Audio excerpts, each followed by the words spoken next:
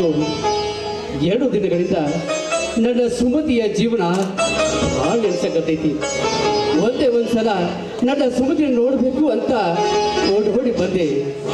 ಎಲ್ಲಿದ್ದಾಳೆ ನನ್ನ ಸುಮತಿ? ಅವಳೆಂದೋ ಮನೆ ಬಿಟ್ಟು ಹೋಗಿದ್ದಾಳೆ, ನೀನೀಗ ಹೋಗ್ಬೋದು. ಏನ್ ಹೇಳ್ತಾ ಇದ್ದೆ ನೀನು? ನನ್ನ ಸುಮತಿ ಮನೆ ಬಿಟ್ಟು ಹೋದ? ಇಲ್ಲ, ನೀನೇ ಅವಳನ್ನ ಮನೆಯಿಂದ ಬಿಟ್ಟು ಹೊರ ಹಾಕಿದೀಯಾ? ನಾವು ಹೇಳಿದಾಗ ಕೇಳ್ಕೊಂಡು ಮನೆಯಾಗ ಬಿದ್ದಿರಂತ ಹೇಳಿದ, ಅದ್ರ ಬಿಟ್ಟ ಹೇಳ್ತಿದ್ರೆ ಕಿರುಕುಳ ಕೊಡ್ತಾ ಇಲ್ಲ. ಅದಕ್ಕೆ ನೀನು ಗಾಂಡ್ ಹೋಗಂತ ಹೇಳಿದೆ, ಆದ್ರೂ ಹೋಗಿಲ್ಲ. ಅದಕ್ಕೆ ಒಂದ್ ದಿವಸ ಕುತ್ತಿಗೆ ಮೇಲೆ ಕೈ ಹಾಕಿ ಅಯ್ಯೋ ಪಾಪಿ, ಈ ನನ್ನ ಪವಿತ್ರವಾದ ದೇಶದಲ್ಲಿ ತಾಯಿನ ದೇವರು ಅಂತ ಪೂಜೆ ಮಾಡ್ತಾರೆ ಕಣೋ, ಪೂಜೆ ಮಾಡ್ತಾರೆ. ಮಾತೃ ದೇವೋಭವ ಅಂತ ಹೇಳ್ತಾರೆ. ಅಂತ ತಾಯಿನ ಕತ್ತು ಹಿಡಿದು ಹೊರ ಹಾಕಿದ ಪಾಪಿ ನೀನಾದೆಲ್ಲೋ, ನೀನಾದೆ. ನಿನ್ನಂತ ಮಕ್ಕಳು ಈ ಭೂಮಿ ಮೇಲೆ ಯಾರಿಗೆ ಹುಟ್ಟಬಾರ್ದು ಕಣೋ, ಯಾರಿಗೆ ಹುಟ್ಟಬಾರ್ದು. ಏನ್ ಹೇಳ್ತಾ ಇದೆಯಾ? ನಾವು ಹುಟ್ಟೋದಕ್ಕಿಂತ ಮುಂಚಿತವಾಗಿ ನೀವು ಹೇಳಿ ಕೇಳ್ಬೇಕಂದ್ರೆ ನೀನು ಅಗ್ರಿಮೆಂಟ್ ಮಾಡ್ಕೊಂಡು ಹುಟ್ಟಿದನ್ನ. ಪಟ್ಟಿ ಮಗನೇ, ಅಗ್ರಿಮೆಂಟ್ ಬಗ್ಗೆ ಮಾತಾಡ್ತೀಯ? ಹೇ, ನಿನ್ನಂತ ಮಕ್ಕಳು ಈ ಭೂಮಿ ಮೇಲೆ ಬದುಕಬಾರ್ದು. ಈ ಕ್ಷಣದಲ್ಲಿ ನಿಮ್ಮಿಬ್ಬರು ಸುಟ್ಟು ಬೀಸಾಗ್ತೀನಿ.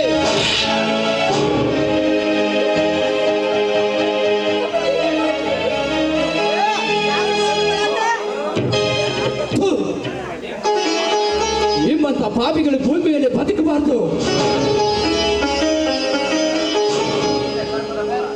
ನೋಡು, ಈ ನಿಮ್ಮಂತ ಪಾಪಿಗಳು ಕೊಲ್ಲಲು ಈ ನನ್ನ ಪವಿತ್ರವಾದ ಗುಂಡುಗಳನ್ನು ಉಪಯೋಗ ಮಾಡುವುದು ಬೇಡ. ನಿನ್ನ ಕರ್ಮದ ಫಲ ನೀನು ಅನುಭವಿಸ್ತೀಯ.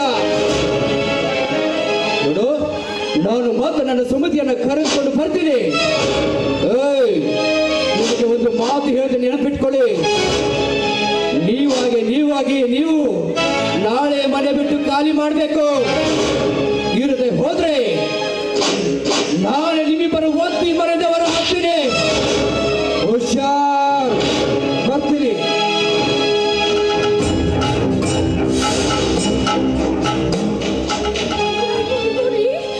ನಾವು ಮತ್ತ ಹೊಳೆ ಹುಟ್ಟಿ ಬಂದಿಲ್ಲ. ಎಲ್ಲಿ ನಿಮ್ಮಪ್ಪ ಕೊಂಡು ಹಾಕಿ ನಮ್ಮನ್ನ ಕೊಂದ ಬಿಡ್ತಾಡ ಅಂತ ನಾಳೆಯಿಂದ ನಾವು ಎಲ್ಲಿಗೆ ಹೋಗುದು, ಎಲ್ಲಿ ಹೋದ್ರಿ? ನೋ, ಚಿಂತಿಸಿದ್ರು ಚಿನ್ನ. ನಾಳೆ ಅಲ್ಲ, ಹಿಂದೆ ಇವತ್ತೇ ಇದೇ ಕ್ಷಣವನ್ನ ಈ ಮನೆ ನಮ್ಮ ಹೆಸರು ಮಾಡಿಕೊಳ್ಳೋಣ. ನನ್ನ ಸ್ನೇಹಿತ ಲಾರಿ ಭೇಟಿಯಾಗಿ ಈ ಕೆಲಸ ಒಪ್ಪಿಸ್ಬಿಡ್ತೀನಿ.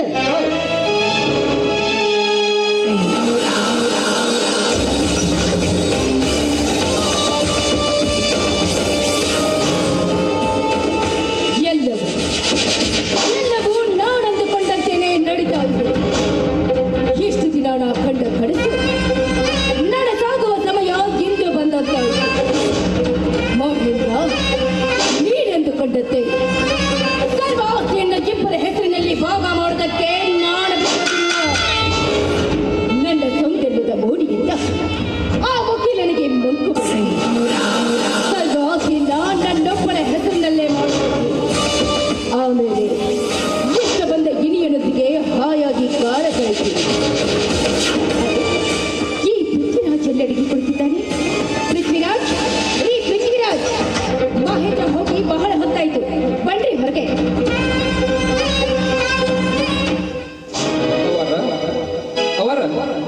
ಬಾಬಲ್ಲು, ಈಗ ಬಂದ್ಯಾ? ಈಗ ಬಂದಿಲ್ಲ ಅವರ. ಇನ್ನೊಂದು ಹೊಸ ಸುದ್ದಿ ಅವರ ನಿಮ್ಗೆ. ಏನ್ ಮಲ್ಲು? ಸಿರೋಲ್ ಸುಮಾವ ಬಸರಾಗ ಹೇಳತ್ತೀರಿ. ಹೌದಾ? ಆಕಿನ ಡೆಲಿವರಿ ಆಗೋಲ್ಲತ್ರಿ ಅವರ. ಈಗ ಒಂದು 4 ಬೋಡಿ ಜಟ್ ತಂದ ಹಿಂಗ ಆ ಕಡೆ ಹಿರಿಬೇಕಂತ ಮಾಡಿ ಅವರ. ಹೌದಾ ಮಲ್ಲು? ಹೌದವ. ಈ ವಿಷಯ ನನಗೆ ಗೊತ್ತಿರ್ಲಿಲ್ವಲ್ಲ. ನಿನ್ ಗೊತ್ತಿರ್ಲಿಲ್ಲವ? ಈಗ ಗೊತ್ತಾಗ್ತದೆ ಅವ. ಅವರ ನಿಮ್ಗೆ ಯಾವಾಗ್ರಿ ಅವ? ಏನ್ ಮಲ್ಲು? ಅದು ಬಸೂರು ಆಗುದೇವ. ಅದು ನೀನ್ ಮನಸ್ಸು ಮಾಡ್ಬೇಕಷ್ಟೇ. ಅಲ್ಲ, ನಮ್ಮ ಬಸ ನಂಗ ಗೊತ್ತಲ್ಲ ಪಾಪ. ಯಾವಾಗ ಒಮ್ಮೆ ಮಾಡ್ರಿ ಅವ ನೀವು. ಅಂದ್ರೆ ಅವ್ರ ನಮ್ಗೆ ಏನಾಗೈತೆ ಅಂದ್ರ ಒಂದ್ ಲಿಸ್ಟ್ ಕೊಟ್ಟಾರ ಅವ್ರ ನಮ್ಗ, ಯಾರ್ಯಾರು ಬಸರು ಆಗ್ಬೇಕು, ಎಷ್ಟು ಮಂದಿ ಅದಾರು, ಅದಕ್ಕೆ ಏನವರ ನಮ್ಮ ಮಲ್ಲು. ಯಜಮಾನ್ರು ನಿನಗೆ ಕಾರ್ ತಗೊಂಡು ಕೋರ್ಟಿನ ಕಡೆನೇ ಬರೋದಕ್ಕೆ ಹೇಳಿದ್ರು. ಹೌದು. ನೋಡಾಕ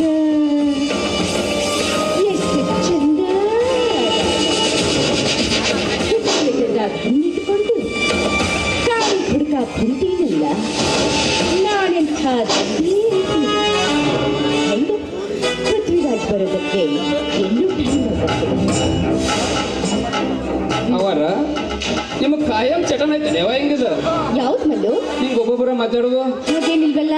ಇಲ್ಲ ನೀವೊಂದು ಕೆಲಸ ಮಾಡಿವ ಏನ್ ಮಾಡ್ಲಿ? ಒಂದ ಸಾಂದ್ ಹಸಿರು ಗುಳಿಗೆ ಬರ್ತೇವ ಅದ್ರ ನುಂಗ್ ಎಲ್ಲಾ ಸರಳ ಆಗ್ಬಿಡುತ್ತೆ. ಅದ್ರ ಅವಶ್ಯಕತೆ ನಿನಗೆ ತಾನೇ ಇರೋದು. ಅವರ್ ಈಗ ಹೆಂಗ್ ಮಾಡೋದು ಹೇಳ್ರಿ ನೀವು. ಕೀ ಒಳಗಿದೆ, ಹೋಗ್ ತಗೋ ಮಲ್ಲು. ಎಲ್ಲಿದ್ದವರ ಅದು ಬೆಡ್ರೂಮ್ ನಲ್ಲಿ ಮಲ್ಲು. ಬೆಡ್ರೂಮ್ ನಲ್ಲಿ ಅವರನ್ನ ಹಂಗೋಗಿ ಬರಮಲ್ರಿ ಮತ್ತ ಮತ್ತೇನ್ ಮಾಡ್ತೀಯ ಮತ್ ಮಲ್ಲು? ಏನ್ರ ಅನಾಹುತವಾದ್ರ ಗೊತ್ತಿಲ್ಲ ಮತ್ತ ಆಗ್ಲಿ ಅಂತ ಕಾಣಿ ನಿನ್ನ ಅಲ್ಲಿ ಕಳಿಸ್ತಾ ಇರೋದು. ನೋಡ್ರಿ ಅವರ ನಮ್ಗ ಬೆಡ್ರೂಮ್ ಆ ರೂಮ್ ಈ ರೂಮ್ ಹೇಳಂಗಲ್ಲ. ಬೇಕಾದ್ರೆ ಅವರ ನೀವು ಇಲ್ಲ ತಂದು ಕೊಡ್ರಿ, ನಾವು ಹೋಗಿ ಅಪ್ಪಾರ ಕೈಯಾಗ ಕೊಡ್ತೀವಿ. ಗಂಗೈ ಅಪ್ಪಾರ ಕೈಯಾಗ ಕೊಡ್ತೀವಿ. ಊರು ತುಂಬ ಹಂಗ ವಡ ವಡ ವಡ ವಡ ಹೋಗ್ಬೇಕು ಹೋಗಲ್ಲ ಕಟ್ಟ. ನೋಡು ಮಲ್ಲು, ಸುದ್ದಿ ಬಳಸಿ ಮಾತಾಡೋ ಅಭ್ಯಾಸ ನಡೆದಿಲ್ಲ. ನೀ ಮನಸ್ಸು ಮಾಡಿದ್ರ ಹದಿ ಹರಿಯದ ಯೌವನ ತುಂಬಿದ ಈ ದೇಹ ನಿನ್ನದು. ನೀ ಹೂ ಅಂದ್ರೆ ಸಾಕು, ಬೆಡ್ರೂಮ್ ದಂತಿರೋ ನನ್ನ ಮಂಚದ ಮ್ಯಾಗ ಸುಖದ ಸುಪ್ಪಕ್ಕೆ ತೋರಿಸ್ತೀನಿ. ನಿನ್ನ ಆರಿಸಿನಂಗ ನೋಡ್ರಿ ಅವರ ನಾವು ನಿಮ್ಮ ಮನ್ಯಾಗ ಒಂದು ತುತ್ತ ಅನ್ನ ತಿಂತೀವಿ. ನಾವು ಅದಕ್ಕಾಗಿ ನಿಮ್ಮ ಮನ್ಯಾಗ ನಾವು ಅನ್ನ ತಿಂದಿದ ಮನ್ಯಾಗ ದ್ರೋಹ ಬಗೆಯುವವರು ನಾವಲ್ಲ. ನಮ್ಮ ಅಪ್ಪ ಒಂದು ಮಾತು ಹೇಳ ಏನಂತ ಹೇಳ ಗೊತ್ತಲ್ವಾ, ಮೇಕಪ್ ಮಾಡೋರು ಹುಡುಗಿಯರನ್ನ ಮಾಡೋದು, ಜೈಲ್ನಾಗ ಇರೋದು ಕೈದಿ ನೆಂಬಕತ್ತ. ಅದಕ್ಕೆ ಆ ಥರ ಬೇಡ್ರಿವ. ನಾವು ನಿಮ್ಮ ಮನ್ಯಾಗ ಒಟ್ಟು ನಾವು ಅಂತ ಇಂಥ ಹೊಲಸಾಟ ಮಾಡಂಗಿಲ್ಲ. ನಾವೇನು ಹೋಗಿ ಬರ್ತೀವ ಸಾಕು ನಿಮ್ಮ ದಿಕ್ಕಿಗೆ ನಮ್ಗೆ. ಮಲ್ಲು, ಈಗಾಗಲೇ ನೀನು ಹುತ್ತದಲ್ಲಿ ಕೈ ಇಟ್ಟಿದ್ದೀಯ. ಸುಮ್ಮನೆ ಈ ವಿಷ ಸರ್ಪಿನ ಕೈ ಇದ್ದಾಗ ಸತ್ತು ಹೋಗಬೇಡ.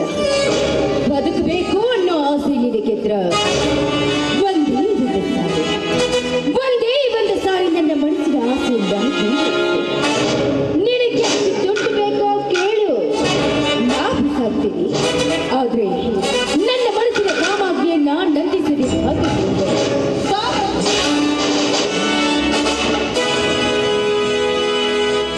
ಅವರ ಈ ವಿಷಯ ಹೋಗಿ ನಮ್ಮ ಆಚಾರ ಮುಂದೆ ಹೇಳಿ ನಿನ್ನ ಚರ್ಮ ಸಗಿಸ್ತಾನೆ. ನಾ ಹೋಗಿ ಬರ್ತೀನಿ ಅವರ.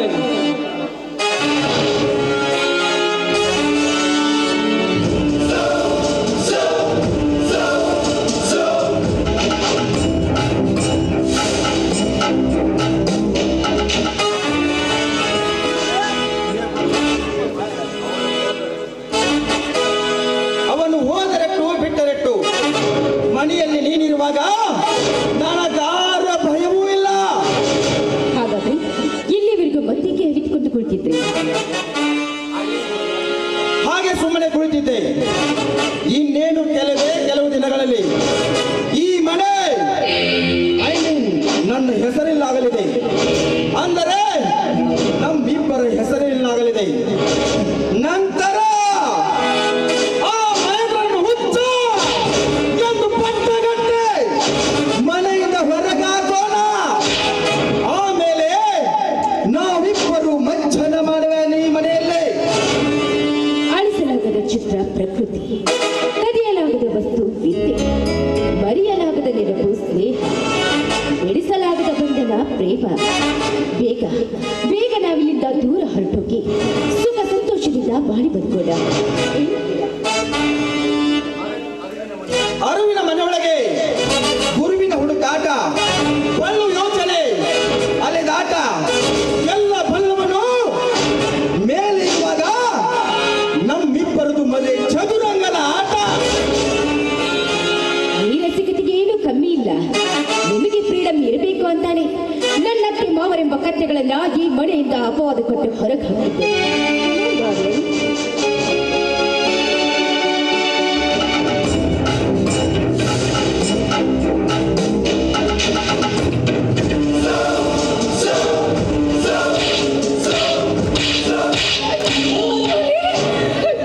ಸಮಯಕ್ಕೆ ಸರಿಯಾಗಿ ಬಂದು ಹೋಗಿದ್ರೆ ಇವರ ಕೈಯಲ್ಲಿ ನನಗತಿ.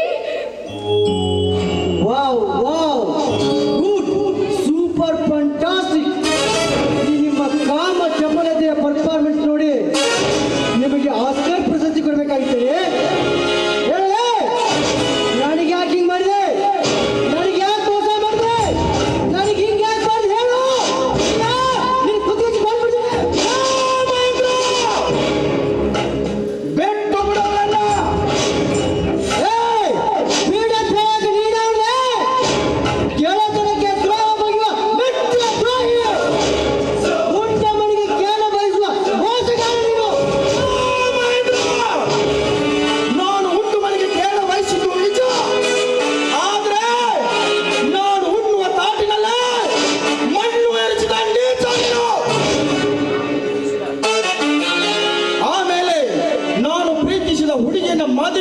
ಹುಚ್ಚ. ಹೌದೇನೆ? ನಿಮ್ಮಿಬ್ಬರ ಸಂಬಂಧದ ಬಗ್ಗೆ ನನಗೆ ಕೇಳಲ್ಲ. ನನ್ನ ಬಾವಿನಲ್ಲಿ ಬಂದ ಧೂಮ ಕೇತು ನೀನು. ನಿಮ್ಮಿಬ್ಬರನ್ನು ನಾನು ಸುಮ್ಮನೆ ಬಿಡುವುದಿಲ್ಲ. ಏನ್ ಮಾಡ್ತೀಯ ಅಂದ್ರೆ ನನಗೆ ದುಡ್ಡಿರೋರು ಬೇಕಾದ್ರು ಹುಡುಕ್ತಿದ್ದೆ. ಅಷ್ಟರಲ್ಲಿ ನಿನ್ನ ಪರಿಚಯವಾಯ್ತು. ಎಲ್ಲಿ ನಿನ್ನ ಹತ್ರ ಇರೋ ಸಿರಿ ಸಂಪತ್ತನ್ನ ದೋಚ್ಕೊಂಡು ಹೋಗೋದಕ್ಕೆ ನಿಮ್ಮ ತಂದೆ ತಾಯಿಯ ಡ್ಯಾಪ್ತರು ಅಂತ ತಿಳಿದು ಅವರ ಮೇಲೆ ಇಲ್ಲ ಸಲ್ಲದ ಆಪಾದನ ಕೊಟ್ಟು ಈ ಮನೆಯಿಂದ ಹೊರಹಾಕಿದೆ ಅಷ್ಟೇ. ಥು, ಹೆಣ್ಣಿನ ಮಾತು ಕೇಳಬಾರ್ದು, ನೆರಳಿನ ಬೆನ್ನು ಹತ್ತಬಾರ್ದಂತ ಒಳ್ಳೆಯವರು ಹೇಳಿದ ಕರೆನ ಐತಿ. ಹೆಣ್ಣು ಎಂಬ ಮಾಯ ಬೆನ್ನು ಹತ್ತಿ ನನ್ನ ಮುತ್ತಿನಂತ ತಂದೆ ತಾಯಿಗಳನ್ನು ಕಳೆದುಕೊಂಡ ಪಾಪಿ ನಾನು. ನನ್ನ ಮನಸ್ಸನ್ನು ಕಲ್ಲು ಮಾಡಿ ನನ್ನ ಕೈಗಳಿಂದಲೇ ನನ್ನ ತಂದೆ ತಾಯಿಗಳು ಹೊಡೆಸಿ ಹೊರಗೆ ಹಾಕುವಂತೆ ಮಾಡಿದೆಯಲ್ಲ, ಎಂತ ಮಾವು ನೀನು. ಇಷ್ಟೆಲ್ಲ ಮಾಡಿದ್ದು ಯಾತಕ್ಕಾಗಿ? ಕೇವಲ ದುಡ್ಡಿಗಾಗಿ. ದುಡ್ಡಿಗೋಸ್ಕರ ಸೂಳೆ ಕೂಡ ಬೀದಿಗಿಳಿದು ತನ್ನ ಮೈ ಮಾರಿಕೊಂಡು ಸಾಕಷ್ಟು ಅನುಭವಿಸುತ್ತಾಳೆ. ಆ ಸೂಳೆಗೂ ನಿನಗೂ ಏನು ವ್ಯತ್ಯಾಸ? ಸೂಳೆ ಎಂಬ ಪಟ್ಟಕ್ಕೂ ಗರತಿ ಎಂಬ ಪಟ್ಟಕ್ಕೂ ಅಜಗಜಾಂತರ ವ್ಯತ್ಯಾಸವಿದೆ. ದುಡ್ಡಿಗಾಗಿ ಪ್ರೀತಿಸುವ ನಿನ್ನಂತವನಿಗೆ ನಾನೇ ಬೇಕು. ನೋಡಿದೆ, ನಾ ಕಟ್ಟಿದ ಕರಿಬಿಡಿ ಸರ ನಿನ್ನ ಕೊರಳಲ್ಲಿ ಏಕೆ ಬೇಕು? ಕೊಳ್ಳುವೆ ನಾ ಕಟ್ಟಿದ ಕರಿಬಿಡಿ ಸರವನ್ನು.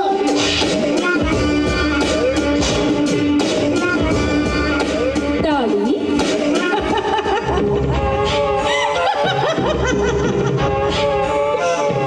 ಯಾವ ತಾಳಿ? ಎಲ್ಲಿದೆ ನಿನ್ನ ತಾಳಿ? ತಾಳಿ ಕಟ್ಟಿದರೂ ಗಂಡ ನೀನಲ್ಲ. ಅಂದಮೇಲೆ ಈ ಕರಿಮಣಿಯ ಮಾಲೀಕ ನೀನಲ್ಲ. ಕರಿಮಣಿ ಮಾಲೀಕ ನಾನಲ್ಲ. ಕರಿಮಣಿ ಮಾಲೀಕ ನಾನಲ್ಲ. ಕರಿಮಣಿ ಮಾಲೀಕ ನಾನಲ್ಲ. ಕರ್ಮೇಜ್ಯ, ಧರ್ಮೇಜ್ಯ, ಅರ್ಥೇಜ್ಯ, ಕಾಮೇಜ್ಯ, ರಾಮೇಜ್ಯ ಎಂದು ಸಪ್ತಪದಿ ತುಳಿದು ಈ ಸಮಾಜದ ಮುಂದೆ ನಿನಗೆ ತಾಳಿ ಕಟ್ಟಲಿಲ್ಲ. ತಂದೆ ತಾಯಿ ಇಲ್ಲ, ಬಂಧು ಬಳಗವಿಲ್ಲ, ಗುರು ಹಿರಿಯರಿಲ್ಲದೆ ನಿಮ್ಮ ಮೋಸದ ಪ್ರೀತಿಗೆ ಬಲಿಯಾಗಿ ರಿಜಿಸ್ಟರ್ ಆಫೀಸ್ನಲ್ಲೇ ನಿನ್ನನ್ನು ಮದುವೆ ಮಾಡಿಕೊಂಡು ನೀನು ನನ್ನ ಹೆಂಡತಿ ಅಂತ ಈ ಮನೆಗೆ ಕರೆದುಕೊಂಡು ಬಂದೆ. ಈ ಸಮಾಜದ ಮುಂದೆ ಈ ಮಹೇಂದ್ರನ ಹೆಂಡತಿಯೇ ಅಂತ ಗೊತ್ತಿಲ್ಲ ಅಂದಮೇಲೆ ನೀನು ನನ್ನ ಸತಿಯಾಗಲು ಸಾಧ್ಯವೇ? ಆಹಾ, ಆ ನಿನ್ನ ಕೊರಳಲ್ಲಿರುವ ಕರಿಮಣಿಗೆ ಮಾಲೀಕ ನಾನಾಗಲು ಸಾಧ್ಯವೇ? ಥು, ಬಂಧು ಬಳಗ ಗುರು ಹಿರಿಯರ ಸಮ್ಮುಖದಲ್ಲಿ ಸಾಂಪ್ರದಾಯಿಕ ಮದುವೆಯಾಗಿದ್ದರೆ ನನ್ನ ಬಾಳು ಬಂಗಾರವಾಗ್ತಾ ಇತ್ತು. ನನ್ನ ಜೀವನದಲ್ಲಿ ಆಟವಾಡಿದ ಮೋಹಿನಿ ನೀನು. ನಿಮ್ಮಿಬ್ಬರನ್ನು ನಾನು ಸೋಮವಾರ ಬಿಡುವುದಿಲ್ಲ. ಬಿಟ್ಟು ಬಿಡು ಅವಳನ್ನ.